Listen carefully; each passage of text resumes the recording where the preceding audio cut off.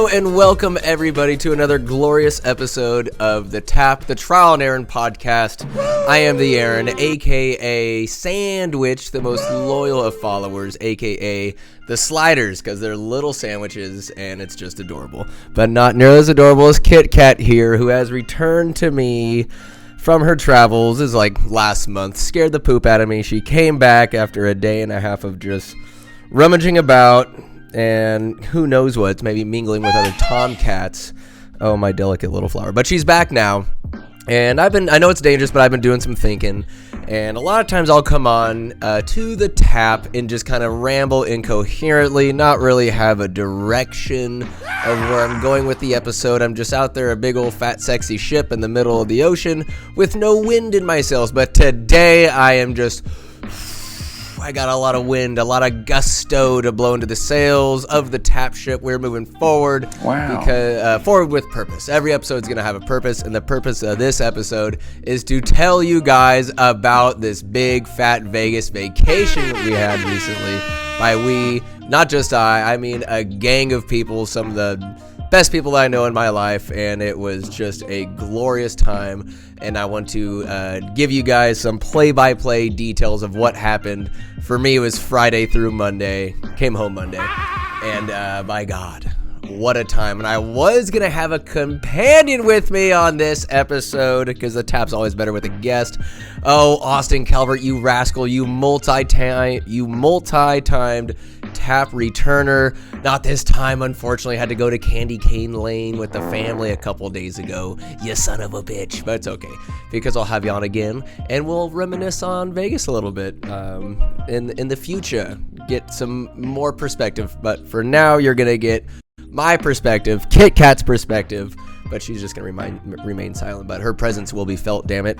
We are going to kick this thing off with a Friday. This is about 2 weeks ago now. Friday. I scheduled a nice early flight because I'm sick like that. I woke up at 3 a.m. Yummy. And had some coffee. Enough coffee because I knew I was going to take a big old nap as soon as I got to Vegas. Enough coffee to get me awake. Made a breakfast. Packed up the last few things. Debbie Gertz, the goat, she comes and picks me up.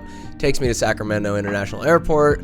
I chill in there for a minute. I have my Game Boy. I travel pretty light. I had my carry-on, my backpack, with my laptop so I can do a little work, and my Game Boy Advance. I got Pokemon Yellow. All I mess with in Pokemon realm is Red and Yellow. Red and Yellow. Blastoise was the first choice, but Pokemon Yellow, thank God, you can get all three. I got a War Turtle and Charmander at this point. Jonesing for the Blastoise and the Charizard, but that's a tale for another tap. Hang out for a little bit, see a couple Vikings fans. I knew Vegas would be lousy with Vikings fans, but I didn't realize how exactly lousy with Vikings fans it would be in there. It was outrageous. So I fly and I land around 7:30. Brentley's mom, Jackie, the one and only Jackie, she comes and picks me up in her Escalade, aka the Raiders mobile. She's got it spray painted with the black hole with the Raiders logo. It just, you know where her allegiance lies. And some jackass calls out as I'm walking in there. I got my Vikings jacket on, similar to this one. This is a Kings, nice little jacket. But was sporting the Vikings, was ready to ram it down everybody's throat.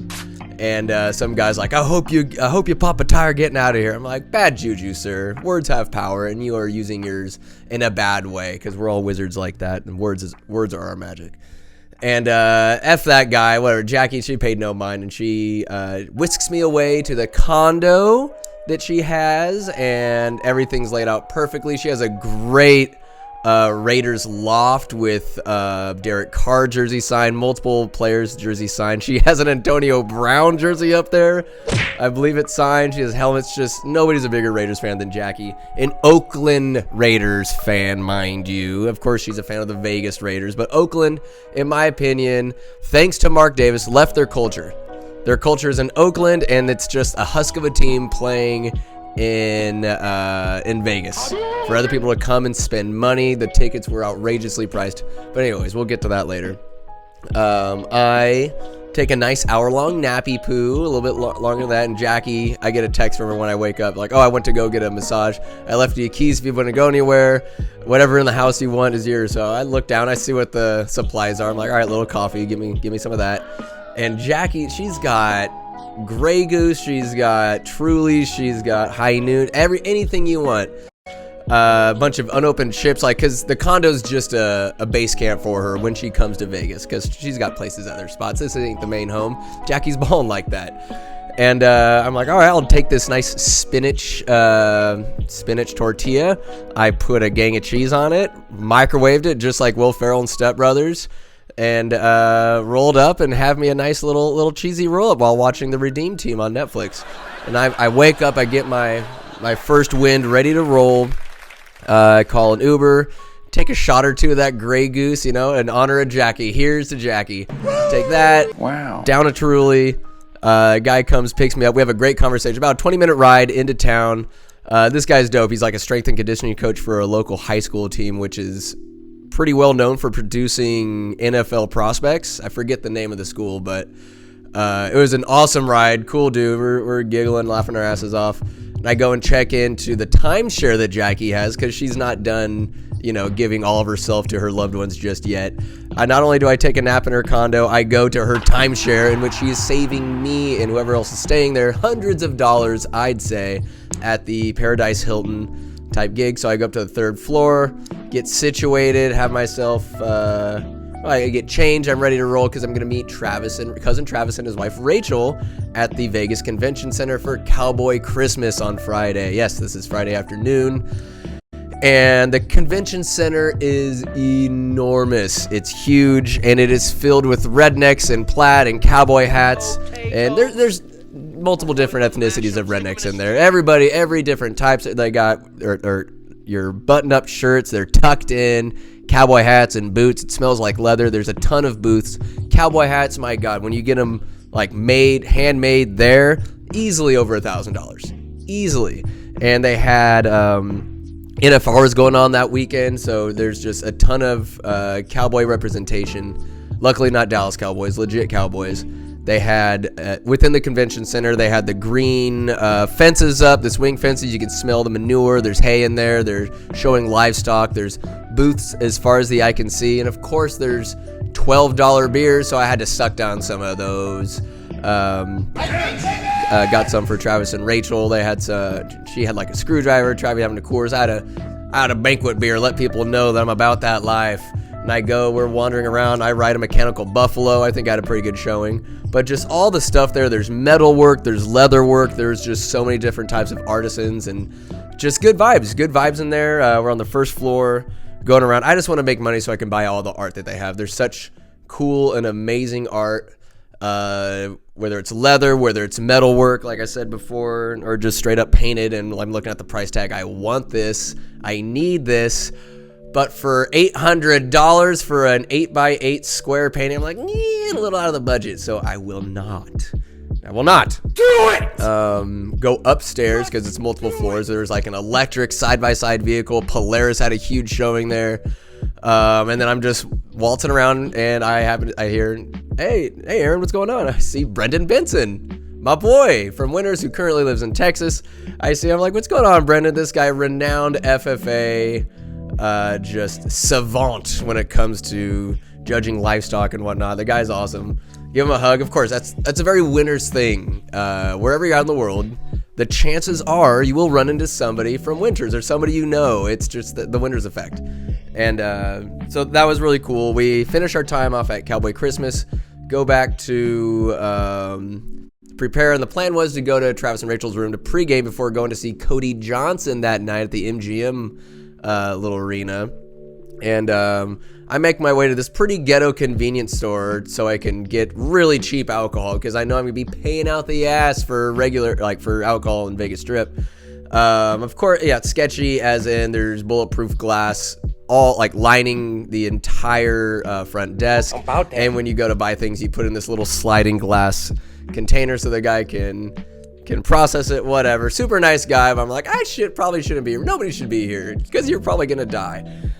So I get a lift all the way back to the hotel, and take a couple of swigs. I'm getting loose. I got my button-up Wrangler shirt on. I'm ready to go to a country concert. I go downstairs, and by that time it's getting a little late, so we just go. Lyft driver picks up Travis and Rachel. Travis, he shows up in the car, gives me a high noon. We're sucking that down. We drive by the Sphere, which is just incredible to look at nighttime.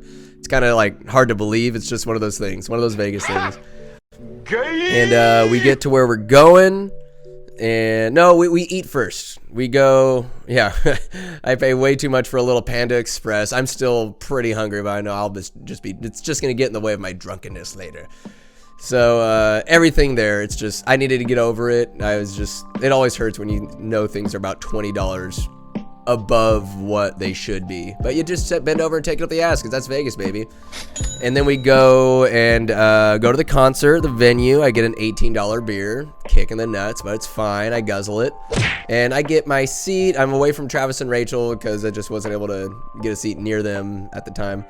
And first act's pretty good. Forget who it is. Second act, Chris Janston, whatever. His son comes out, JJ. They sing a little bit, and I'm buzzing pretty hard at this point. And I think, all right, it's 9 o'clock, and I think that's the show. And I didn't realize, oh shoot, it's not a Chris Janston concert. It's a Cody Johnson concert. These interchangeable generic white boy names. Like, all right, I got confused, whatever. Eventually I make my way over to where Travis and Rachel are sitting, and they're also next to Joel and Vanessa. Joel and Travis shout out to Dynasty Pumps. These two young go-hards with their own business, just good to sit next, just good people. Sit next to them. We see Cody Johnson Kojo. He's doing his thing, and the concert itself. Look, I had a good time. There's always good energy. I love the creativity and just the energy. That's when I want to go and siphon it and just sit there. I'm kind of daydreaming of what this music would be incorporated in, something I'm writing or whatever. And like Rachel's like, Aaron, you falling asleep? Like, no. I'm just daydreaming, listen to this stuff. That's kind of what I do when I'm at these concerts in the back rows. And overall, like he gave a shout out to the first responders, the troops, whoever you want to be. Like just kind of a good generic feel good shout out to the crowd.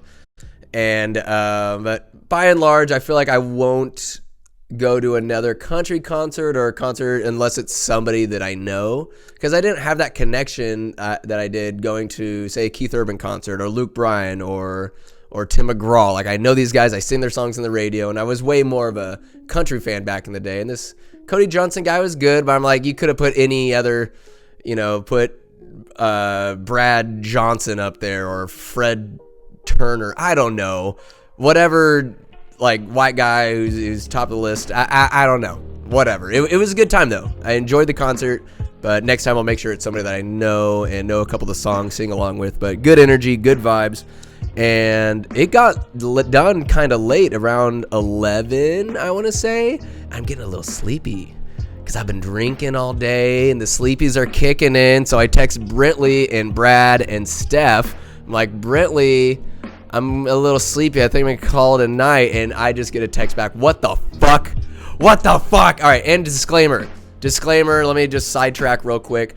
I got word from Grandma Barb and Mommy and Daddy that, oh no, the tap or things that Aaron's posting are a little lewd or a little, the language isn't on par. All right, here's the disclaimer, the jackass warning before the show starts, even though we're 13 minutes into it. This content is not for everybody, and I apologize, Mommy and Daddy, Grandma, if I say some bad words here or there, or talk about scenarios that I engaged in that are just, maybe they bring shame upon our ancestors or inappropriate things that you're not cool with. I'm just saying, listen and or watch the tap at your own risk. I will not curve my creativity in the way I say things just because it might make people go ick sometimes. All due respect to Granny, the folks. I love you guys. I love you dearly. But sometimes I like to let loose. Like I did with Brentley, Brad, and Steph. Oh my God, they come in. I gotta tell you, the power of a guilt trip, a $20 vodka Red Bull, and a couple drags from a Marlboro Dart. Oh, okay, God, don't be scared. My goodness, life was pumped back into me. I was ready to roll. And we go to Coyote Ugly. At first, we were like, we don't want to go in there. $25 charge. Brad K says, fuck it. I got that landfill quiche. I'm going to pay for everybody coming in here. And he does. We get in there. It's a great time. I don't mean to boast, but I do. 2009, class of 2009 best dancer. Did it sober every single time at our dances. The tables have turned. The turntables. I go in, I'm buzzing hard, I'm getting shots, drinks. Joel and Vanessa, and I forget their friend's name, but she's in there too. We're dancing, we're having a good time. I'm talking to Coyote Ugly gals. They pull me out of the crowd a couple times and pour some God, it's like a mixed drink down my gold. I gotta get on my knees while they're pouring it in me. I think I'm singing there at one point. I think I'm singing some Luke Bryan or something like that. It is absurd. The night's somewhat of a blur, but I remember it. It's because it was a great time. We're just spend time at Coyote Ugly, and then we make our way downstairs. Brad and Brent are gambling a little bit, and it's great to see. I didn't gamble a penny, but I'm just sitting there living vicariously through their wins and losses. Eventually, we meet up with Adam Wang Martinez, and we're going to the roulette table, and I just see these boys rolling hard. It's fantastic. Excuse me. It's fantastic. It's fun. They're up big, down big, but nobody gets more juice than Brentley when he's on a heater, baby. It was so much fun to watch, to be a part of. Lou's down a little bit at this point. He's a little sad, Lou, but that's okay. That's a foreshadowing at perhaps the brightness to come. Ooh. This is Friday night. We head back to the timeshare. We pass out. And I'm doing pretty good. I got my notes right here. $18 beer, sleepy, ready to call it. Brentley guilt trip. Gambled, went home. Saturday morning, I wake up. The rallying call of Saturday morning. I hear Brentley, and he just busts into mine and Brad's room. He goes, Dylan Gabriel. He's just getting off. Dylan Gabriel. He's squealing and just quacking because I guess this Dylan Gabriel character is coming to the Oregon Ducks. There's no bigger fan of the Oregon Ducks than Brentley Wiseman. I'll tell you that right now. I challenge you to find someone bigger, more knowledgeable, who's willing to die for their team other than Brentley Wiseman. Like, nobody more is willing to die for the team more than Brentley Wiseman for the Ducks. He's that guy. He bleeds green and yellow and whatever other shiny, crazy colors they got on their jersey that day. But he comes in, Dylan Gabriel, and then he's like, yeah, Stephanie kicked me out, so I came in here to tell you guys his fiance kicked him out of the goddamn room. Rightfully so, because he's going off. And I think Brent might still be a little tipsy at this point, but aren't we all? So we're hanging out Saturday morning. We're all in the bed together, and let it be known, I'll be putting some clips there. I think I have a picture of us. So yeah, maybe here's a picture for those viewing the tap at this point. And so we get our wits about us. We make some coffee. I got pretty good at making the coffee in the room. We had 2 rooms adjoined, and it was a goofy-ass process, but I got it done. I made the coffee, damn it. And we have coffee, and of course, reinforcements come, by the way, of Mason and Austin. Mason Hurst, Austin Calvert, they're coming in, our boys. And I've always been a fan of these guys. Always been a fan of, a big fan of Mason because we were all in the Winter Slow Pitch Softball League, the Marinade Nuts. Shout out to the defending champs, which I'm a part of. And Mason was on that team. Austin was the coach of the team. And Mason was a big fan of him, but getting to know this guy and just shooting the shit with him, having some bro time, because the wife and kids were left at home. It was just a wild Mason, and just talking to him, and just, he's my guy. Big Mason Hurst fan. Shout out to Mason. And Calabi, they come, they got a big old bottle of Crown, and it's not going to drink itself. So obviously it goes in the coffee. We're sipping it on, and if I may take this opportunity to defame Skylar, who's just a black coffee guy. It's okay if you like to drink your coffee black. That is fine. On vacation, I'm gonna put some creamer in it, as well as a little sugar. I'm gonna get crafty. I'm gonna treat myself. But don't shit on people who put a little creamer in their coffee. If you're going triple mocha, sugar, diabetic special, then it's like, all right, you're getting a little rascally with your coffee order. But don't shit on me for putting a package of creamer in it. Just a little cup, little creamer. And then if I'm putting Crown in it, am I not mad enough? I put Crown in the coffee and I'm just guzzling it. The buzz returns. It's like, hello, old friend. Join me on this adventure on Saturday, will you? And then before we head off to Caesar's Palace, They're like, oh, we're taking pulls. We're taking pulls of this crown. I take a pull, and it does not set well with me. No, it does not. I just feel it brewing in my stomach. We get in the lift. The Lyft driver, all right, I don't know if it was Lyft or Uber, but we call the person, and there's probably me, Brent, Austin, my God, Austin, Mason, Brad, and Steph. We're getting like a van, and it pulls up to in front of the hotel, and as soon as I think Brent's about to open the door, the person just fucking peels out and flies off, like dangerous. Like we're nearby, we're about to get in it, and this person just peels out and goes away. Like we're like, what the fuck just happened? It was obscene. Like I've never experienced anything like that before. We get another one, the person lets us in, and we go to Caesar's Palace. We call Skylar and Morgan, get things situated because they're checking the room as well. And we get there, and I know I need to find a bathroom. I need not only take a piss, but I need to yak. I need to pull the old trigger, the yakety yak. And we're just aimlessly wandering around, not really knowing where we're gonna go to eat. I just need something. I need some grease in me, and I'm getting not so much hangry. I'm trying to be more in control of like, all right, here's how I'm feeling. I'm hangry. I do not need to be a little bitch. I don't need to bring down the mood with snide little comments or let people know that I'm angry. I'm like, all right, I'll handle my shit.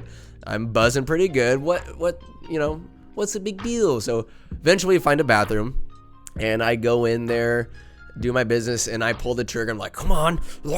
And I puke up this, it's just jet black, tarry, evil purged from my body is the coffee and the crown. I'm like, I feel a little better. My eyes are watering. I feel like a weight has been lifted from my stomach, out of my gullet, and into the toilet bowl. This black cloud of evil, this like, it's my body letting me know this is what you're doing to us. I'm like, yeah, goddamn right. I flush it. I forget about it, and I go upon my merry way. We find this Gordon Ramsay pub restaurant. I'm like, all right, it's as good as anything we're gonna find. I look at the menu, and I'm just intimidated. I'm like, okay, I'm hangry, but also the cheapest thing looks like it's $25, $35. I'm like, what is this? Luckily, I find Old Faithful fried chicken sandwich for like $35. I'm like, whatever. I'm gonna pay out the ass for it like I am everything else. And everybody sits down. We're trying to wrangle Skylar and Mo. We're at the Gordon Ramsay plate. They're lost, and we sit. We like get order. We place our orders. And I want to say it's at least a half hour, 45-minute wait. Austin's like, no, it's not. It wasn't that late. I'm pretty sure we waited there for an inordinate amount of time. And all the orders come out one at a time. Steph got this really good beef grilled cheese sandwich, delightful. And everybody else got fried chicken sandwiches. And I scarf mine something fierce. I get some ranch on the side. The ranch was really weird tasting. Really weird, as if it were from the UK. Some Gordon Ramsay crazy zaniness. I go to the bathroom a couple times because the seal's broken. I have the bladder the size of a coin purse. And we all scarf our food. And Steph, God bless her, has a stomach the size of a coin purse. And she's like, here, sandwich, have the rest of mine. I scarf the holy hell out of it. The rest of the crew, we're doing all right. Bradley Lou got this appetizer that cost way too much. It was like 2 mini sandwiches of lobster meat. The bread itself was buttery and delightful, but the goodness did not meet the price tag. And I even had a note here, yak $35 fried chicken sandwich. No, it was more like a $15 fried chicken sandwich. Fries on the side. I'm like, all right, the surface was okay. The guys were nice, but the wait had me waiting. You're waiting. You thought the waiters were waiting. No, we were waiting. We waited a really long time for the food, but we got it, and the hangriness level subsided a little bit. That right, Kit Kat? You've never sat in like this on the tap. She must be a little cold. And I got these big old fat warm thighs. She's sitting on me. Here we go. So yeah, Gordon Ramsay. Then we meet up with Skylar and Mo at the Caesar Sportsbook, a pretty amazing site. Just a ton of TVs everywhere, betting everything. I'm not going to bet. I want to bet on the Vikings. Thank God I fucking didn't. Outrageous. We go and get some drinks. Austin gets us all drinks. Bradley's playing a little video poker, loses a little. And then we all commence on an aimless wandering about the strip. We go place to place, get some drinks, find a CVS because I need some ibuprofen. Like my headache's starting to seep in. We're walking all around, and I go to the CVS. $10 for 3 tall boys of Coors Light and some 500 milligram Tylenol. And I pop 2. I got this little bag in one hand, beer in the other, and we're just gallivanting around. It was fun. Then eventually we meet up with Travis and Rachel. Give one of the beers to Travi, my boy. I can't have any empty hands. And I'm watching my boys gamble up a storm, sculling every Vikings fan in sight. There's so much Vikings representation this weekend. High-fiving everybody. And I told this joke, I kid you not, no less than 20 times. I see somebody, I'm like, oh, my back hurts. I got scoliosis. And it hit every time. I don't care if I heard or my crew has heard that joke 20 different times. The newbies that I'm telling it to are getting laughs and smiles, and it delights me. I am delighted. I love to see it, love to hear it. My goodness. And we're like talking to other fans. Raiders fan, talk to a Cowboy fan there, and it's just when we let the obnoxiousness subside, it's nice to have a conversation with other fans and get their perspective and just see where they're from, where they're at, all that good stuff. We talked to some Vikings fans from Milwaukee, and just getting their perspective on things and where they've been through. Everybody's got their own story, and it was just really cool. Me, Sky, I think Travis, like we're just talking to these two Vikings fans for the longest time, and it was dope. We were just walking around, drinking, gambling. What a great time. And then when we all return to the timeshare, Jackie's timeshare, again, shout out to Jackie for just the sheer amount of accommodations. And she's not done. She's far from done. No. We go and we change, we get ready, and that's a foreshadowing. We change, we get ready for the night's festivities. I put on my PlayStation shirt and I forgot to pack a life preserver because, you know, everybody's gonna be so wet to see me, and they were. So we go to this, it's like called the SW. Brentley made these reservations, I want to say like a month ago. And we go to this swanky, I've been told, all right, it's going to be an expensive dinner. And that I'm okay with. Whenever I'm able to wrap my mind around something beforehand, a couple days or whatever, and expect something like, all right, it's not a shot to the gut like an $18 beer. Like I should have looked up prices and been, all right, this is what we're in for. It's so much easier of a pill to swallow when you kind of know what you're getting into. And I'm looking at this menu, I'm like, Jesus, titty, effing Christ. Cheapest steak on the menu, I'm gonna say $85. So I naturally go for it, but I'm like, this is the highest price I would pay at like a other swanky restaurant. I've never paid this much for a steak before. Little did I know it'd be worth every goddamn penny. And then I also got some lobster tots because it's one of those places like, oh, you need to pay for those sides. I got lobster tots for the sides, shared them with people, and they were so good, crisp to perfection. They gave us a little dipping sauce, and when you bit into it, you get the lobster, which I'm not necessarily a fan of, but the complimentary, like the supporting cast, like the crispiness on the outside of the tot, and this really delicious lime flavor to it, just really put it over the top. These tots were over the top. And meanwhile, Austin Calver just sipping on a big old bottle of wine that he buys. He's just feeling that vibe. That's his thing. Sky got, I think he said like $140 ribeye or something like that. Just everybody balled out. Everybody balled out. Everybody there. It was so good, and they gave us this pretzel bread beforehand with the butter. It wasn't ice cold like at other places. Buckhorn, you get. Oh no, Buckhorn gives you creamy. But I haven't been there in a while. You know, $6 for half a loaf of bread. Get out of here. This bread, not sure how much it cost. Might have been free, but the butter was nice, easily spreadable, and I stuffed my fat fucking face. I'm like, if this is gonna cost this much, whatever. I'm making sure people are getting theirs. I'm consciously obnoxious when it comes to food. I will eat it all. I was starving, ready to roll. I skipped lunch. It was nothing. I only had that overpriced fried chicken Gordon Ramsay sandy. And the steak I got, great size, great meat. I asked for medium, little pink in the middle, and it was cooked to perfection. Perfection. You look up perfection in the dictionary. The picture of my steak is sitting right next to it. It was fantastic. We all had drinks and just really enjoyed ourselves. By God, what a time. And we mosey on to, it was me, Austin, and Mason. We go to this kind of redneck country bar, and there's NFR going on. We're mingling, like just talking. I'm really full at this point. A little too full. Sleepy full. I'm overdoing it. I need, just putting this out there in the universe to like just have more discipline when it comes to eating, drinking. I need to not overindulge as much as I do. Even though it is vacation, discipline is also a factor. And I'm kind of dragging ass a little bit. My morale's a little low, even after such an amazing dinner. And I see, all right, mechanical bull, time to get back up on it. And Austin's like, come on, Sandwich, you gotta do it, gotta do it. I'm like, all right, let's go. And this bearded guy with a tucked in shirt, he's like, all right, you're ready to go. I signed my life away. And you have a pronated grip. That means like this, underhand, or that's supinated. I can't recall. And I get gripped up, and he's like, all right, chin in. Like one of the rednecks be like, oh, chin in. And just go. I want to say I lasted almost a minute, which is better than any sexual experience I've ever had. Almost a minute, and I get bucked off pretty hard, and the guy picks me up. We're ready to roll, and I'm like, all right, let's go. I feel pretty good. My inner thighs are like really tingly. I'm like, all right, it's just whatever. You're lurching, your muscles are getting pulled. Why would I stretch out before this? Didn't think it'd be that intense, but it was.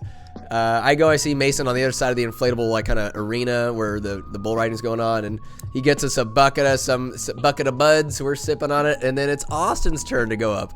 Austin's walking towards the bull, and I see him kind of like, why is he adjusting his pants? Pulls his ass out, hops on. The guy's like, they're going to kick you out of here, and Austin could care less. This is Vegas, baby. I see a little cute little tattoo on his ass, and he's riding this bull in front of dozens and dozens of cowboy people with his ass hanging out. He does a pretty good job. He gets bucked off, pants back up, does not get kicked out. The place starts moving tables around. There's some swing dancing and stuff. It was a good time.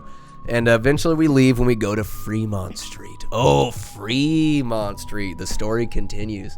Fremont Street. At this point, I'm all right. The beers are settling in. I'm a little tired, but a couple vodka Red Bulls later, we're back in the game. A couple of drags and some darts later, man, my lungs just need smoke. I'm like, yes, this is the stuff of life. The nectar of life is this Marlboro red smoke. Marlboros. My God. And we're walking up and down, and we see this nice leather-clad lady in high heels, fishnet, and she's looking to beat somebody with this whip.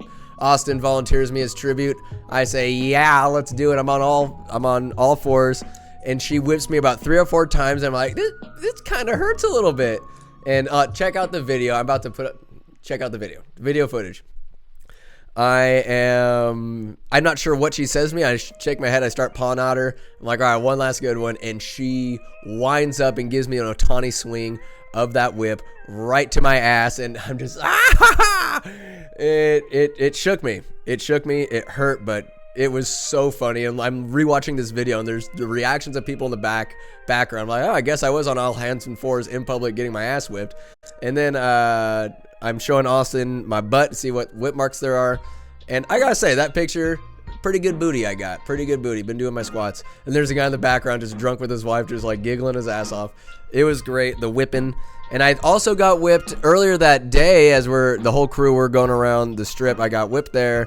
These ladies, yeah, they're working for tips. And I'm like, I'm not going to give you the 20 you're asking for, lady. I am not compelled or under any obligation to pay you that much. I give them like $5. I'm like, split between you two. Cut the 5 in half. God bless it.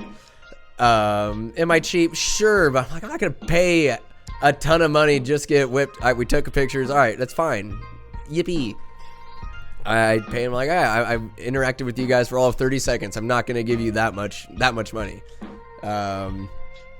So we get whipped, and then we're moseying around. Then we see the Chippendales. These 2 guys, they're just yacked out of their minds. And somehow Austin Calvi, this crazy bastard, like, Sandwich, take a picture with him. I'll buy the picture. Austin's just balling out. And I'm like, all right, let's go. Take off the shirt. And I've been working out. I want to like pose. I'm like, these guys are beefcakes, but I feel like I got something to show as well. And posing a little bit, and the guy's like, all right, bend over, bite your knuckle. I'm like, oh, geez. So, all right, whatever. I pose for it. I'm just giggling my ass off, having a great time. And then I think the photo of the trip, they lift me up. My legs are spread. I'm showing you right here. Legs are spread, and I'm just like, yes. And then lo and behold, we check out the photo after, and there's a big old hole in my pants. There's a giant hole in my pants I was unaware of, but God bless it. I feel like that just put the photo over the top. It was hilarious. It was a great time. Those guys were super cool. One of the guys, I'm like, what's your exercise of choice? And he's like, I could bench 405, which I believe. These guys are pretty jacked. And his past me used to get all salty and butthurt over these chiseled, masculine, just perfect, like, bodies just make me jealous. I'm like, God, I wish I had that. But instead of being jealous, I'm like, all right, these guys, whatever they're doing, natty or unnatty, they're putting the time in the gym, and they also have the discipline to not drink their asses off and eat accordingly. Maybe they are drinking their asses off. Every body's different. Their metabolism level's different. But these guys are clearly putting in the effort to look this way and to be Chippendales. So it was cool. It was a lot of fun. All homo intended. It was a great time on Fremont Street. Go to another bar and just had a great time. Had an absolute blast with him, the crew, everybody. Like Fremont Street, like I livened up a little bit. And yeah, we headed out. We went home, we survived the night, and then came Sunday morning. Oh, good old Sunday. Game day. Game is at 1 o'clock. Perfect amount of time to go out to drink, to pregame, get ready. The crew's ready to roll.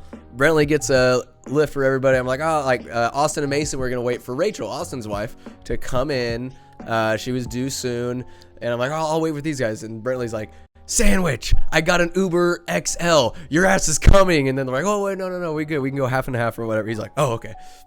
I just want to stay back with Austin and Mason just to have a little purple representation. I had my Delvin Cook jersey on. I'm feeling good. I was just vibing with them, and we go up to the 17th floor where Mason and Austin were staying, and soon to be Rachel. And Austin, I'm not sure how we got on the topic. We're just shooting the shit with these guys, drinking that Crown, baby. And Austin's like, sandwich, like I need to give you my underwear. Like it was purple underwear, some Nike underpants. Felt amazing. So I swapped out. Well, I'm not sure what became of my old underwear. Austin put on another pair. I put on they're like compression shorts with plenty of room for your junk to hang loose, but not so loose to where you're flopping around. It holds it somewhat tight, but it doesn't, constrain the junk. And then the underpants themselves went down like about mid-thigh level, just absolutely perfect. I felt amazing. I could squat low, I could drink mo, and then Rachel shows up, we're drinking, we get a lift, we're taking pulls of Crown on the way over there. And let me mind you, at this point, I'm checking all the cardinal sins off, because admittedly, when I went to that super ghetto liquor store, I'm like, what's the cheapest thing I can get? Pop off. I don't give a shit. You can give me shit, I give none. I'll take none. I don't care. I wanted to get a buzz on a budget. All right? I'm already paying enough, paying out the ass in Vegas. Buzz on a budget. I care not. Suck toes if you have a grievance with that, because your opinion means nothing to me. Yummy. This coffee, which is black, by the way. And so we get to the tailgate. Jackie, the foreshadowing coming to fruition. Jackie has her own tailgating spot. I kid you not. She has her own tailgating spot. Used to have a DJ nearby, but she has her own selected spot. Full bar. Making tons of food, which I didn't really indulge in. I was pretty drunk at this point and just not realizing, I should eat more food. I had like a hot dog and chips. At that point, Benny and Debbie Gertz are there. Bridget and Dennis Mariani showed up. There's just a gang of people. And then whoever, like other people, if they have good vibes, come in, take a shot, have a good time. So I had Pop-Off, Crown, Coors, shots of Patrona. Everybody's taking shots. More beer at the tailgate. This is ridiculous. I'm drinking beyond probably what I did in college, and like with not enough in the stomach tank. So I'm eating what I can. I'm feeling good. I'm like, let's get going. It's game time. I'm ready to roll. We get in there. Once we sit down, once I stop moving, that's when shit really settles in. Oh, Travis and Rachel were there too. They did not have a drop of alcohol because the night before they went a little hard. So, heaven forbid, they enjoy the sporting event that they paid top dollar for sober, and they remember it. All of you know, I drank my ass off, yes, but I remember everything because we walked into this game, and I want to say, put me on the tap record, which is beyond any other record. That might have been Raiders v. Vikings, the worst NFL game ever played. It was 0-0 going into the fourth quarter.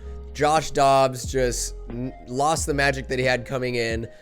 Horrendous play calling. The only real thing to cheer for was an interception the Vikings had at the end and a field goal made by Greg the Leg Joseph, which I refuse to watch him kick because he misses field goals all the time.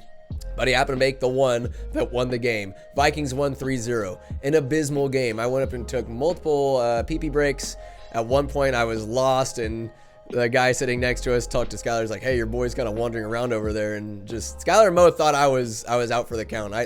Looking back at some of the pictures with Mo and Sky, my eyes are half open, I'm just a Mortal Kombat character, loopy and waiting for a fatality to become me from whoever I'm facing. In this case, it was the drunkenness, but the fatality never came. I never had my heart ripped out. I stayed awake. I remember the game. I remember just aimless drives, just punt, punt, punt, punt, punt, punt, punt.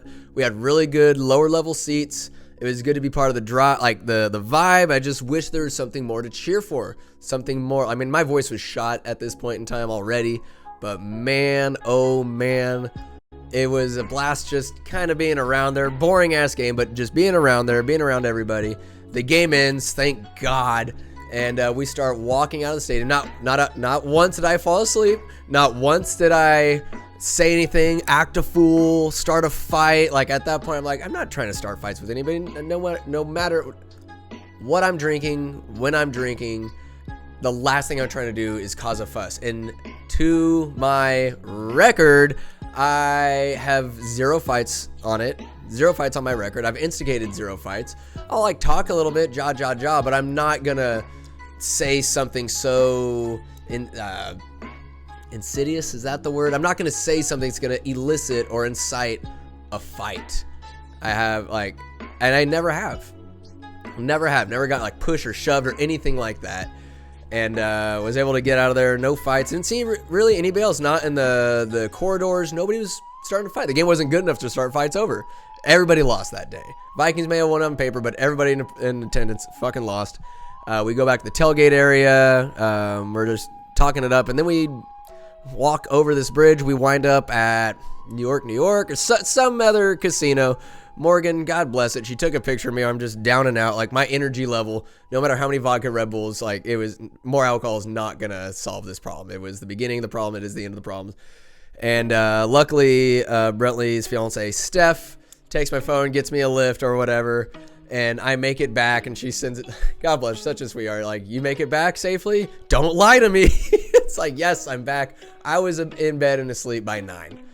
And that's kind of a boo-boo on my end because I didn't go out with, let's say, Skylar and Brad. They went out to they went out to the ice bar. I mean, Austin, everybody else went and had their own separate adventures. I guess Brentley was pretty sauced as well, like your boy. And they enjoyed their last night in Vegas. I remember, I think it was the night before or morning prior, Bradley Lou comes in. He's like, I'm rich. Like, the man hit big. The man was hitting big. I'd say he was about even for the weekend. Skylar and Mo were hitting big. Everybody's winning in Vegas. That's what Vegas wants you to do, is win. And we survived Sunday. We survived the worst football game ever played. What else do I have here? Overall, so we wake up, everybody's dog shit. It's Sunday, Sunday, probably about midnight, 1 o'clock, maybe 2 o'clock. Skylar, Brad, and Mo come in. They got McDonald's up the wazoo. I feel like dog shit. I have poisoned myself with the alcohol. I have defiled myself. I'm having a bad time. It's a real bad time. I'm struggling. Face first in the pillow. They're all high and mighty. Later on, Mo starts throwing up, and then Brad, the morning, he starts throwing up. The Vegas caught up to us. Vegas caught up to us big time. We end up going to the airport's just tons of people are there. We get in, we go to this Mexican restaurant. Old Bradley Lou, he has a Coors and then a margarita for breakfast. Not feeling top notch. Nobody is. We fly back with mom and dad. Everybody's we were able to get back and just salvage the rest of that Monday. And man, it was a ruckus. It took me probably till Wednesday till where I was about at 100%. But Skylar and Lou got sick. They brought it home. Now Morgan is sick. Now Payne is sick. Oh my goodness. Down with the sickness are we all. But Vegas just didn't want to let us go. It's like, here's a little parting gift for you. But man, it was an absolute blast. Can't wait to do it again. Next time, maybe budget a little bit better, but I was just like, screw it. Here, put it on the card. Bang, my credit card was just, it was smoky. It was burning up. And then I was like, oh, perfect. Just in time for the money-saving season that is Christmas time. No, I'm bleeding money. It's coming out of my eyes, coming out of my ass. Getting presents for everybody and getting things for myself, whatever. is what it is. But man, that was Vegas. With future episodes of the Tap, we'll have whatever sliders were there. We'll chat about it a little bit, just get other perspectives. Maybe there's some things I forgot, but man, that was a hoot and holler of a time. More episodes of the Tap to come, especially a recap because I'm going to Mexico early January with my boy Kerry Mullins, going to Tulum. And gonna cause a ruckus there as well. Maybe, just maybe, my drought will end. The sex drought. But most likely not. But hey, that's a thing if I am to impress a lesson learned. Because I'm always, it's always, like even in college, there was the precedent, the benchmark of a successful evening is you gotta get laid. Which that's a great way to end any evening, but because it doesn't happen for me anymore, to remove expectations and not let the sexlessness of an event or evening or time ruin the good time that you did have. And by golly, just removing whatever expectations, I'm just gonna have a fucking blast. And I absolutely did. Heaven forbid we have a great time without having sex, but man, it was super fun. And if I had to do it all over again, like, no sex, but you're gonna have a great time with your friends and loved ones. Oh, geez, Rick, what a terrible time. No, do that. It was so much fun. And just remove expectations from whatever vacation you're going in on, because if for any reason your experience fails to live up to the expectations, then the experience is sullied. And you're gonna look back at it kind of sad, kind of, oh, it wasn't as much as I thought it would be. Fuck that. Just go into it with an open mind, roll with the punches, enjoy yourself, and pay a little extra for a little extra fun, because how much money do we take with us to Valhalla after we pass on? A whole lot of zero. Nothing. Nada. Well, my sliders, my people, I love you all. Thanks for tuning into this episode of The Tap. More consistency, more episodes coming. Hope you guys tune in. Live your life with purpose, with little expectations, but just knowing that you're just going to fucking kill it in whatever you're doing. I love you guys. Thanks for listening. And until next time. You lose! Good day, sir!